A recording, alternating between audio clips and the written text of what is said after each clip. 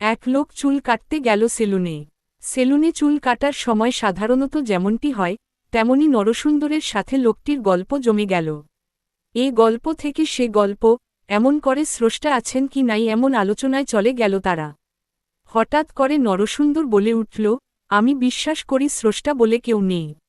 লোকটি তখন অবাক হয়ে জিজ্ঞাসা করল, তুমি এমনটি বললে কেন? নরসুন্দর লোকটি বলল, তুমি অন্ধ নাকি? শুধু এখান থেকে রাস্তায় গিয়ে দেখো, দেখবে স্রষ্টা বলে কেউ নেই। যদি এমন কেউ থাকতই তবে এত মানুষ অনাহারে কষ্ট পেত না। আমাকে বল, স্রষ্টা বলে যদি আসলেই কেউ থাকত তবে কি এত মানুষ অসুখে কষ্ট পেত? এমনকি দুধের শিশুরাও বাদ যায় না। যদি স্রষ্টা বলে আসলেই কেউ থাকত, তবে কেউ কষ্টে থাকত না, কষ্ট পেত না। আমি বুঝি না, যদি কেউ স্রষ্টা বলে কেউ থাকতই তবে নিজের সৃষ্টিকে এমন কষ্ট কেউ দিতে পারে কি করে? চুল কাটাতে আসা লোকটি একটু ভাবল এবং চুপ করে থাকল। সে কোন যুক্তি তর্কে যেতে চাইল না। চুল কাটা শেষ হলে লোকটি দোকানের বাহিরে আসল। বাহিরে আসার পর উস্কোখুস্কো লম্বা জট পাকানো ময়লা চুলের দাড়ির এক লোককে দেখতে পেল রাস্তায় দাঁড়িয়ে।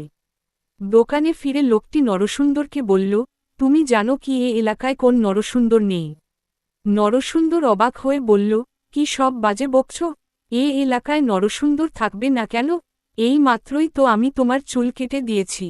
এবার লোকটি বাহিরের লম্বা জট পাকানো লোকটিকে দেখিয়ে বলল, তাহলে নরসুন্দর থাকার পরও কিভাবে এমন নোংরা লম্বা জট পাকানো চুল নিয়ে এ এলাকায় কেউ থাকে? নরসুন্দর লোকটি জবাব দিল, তাকে তো আমার কাছে আসতে হবে চুল কাটতে। নাকি, কেমন লাগলো জানাবেন কিন্তু।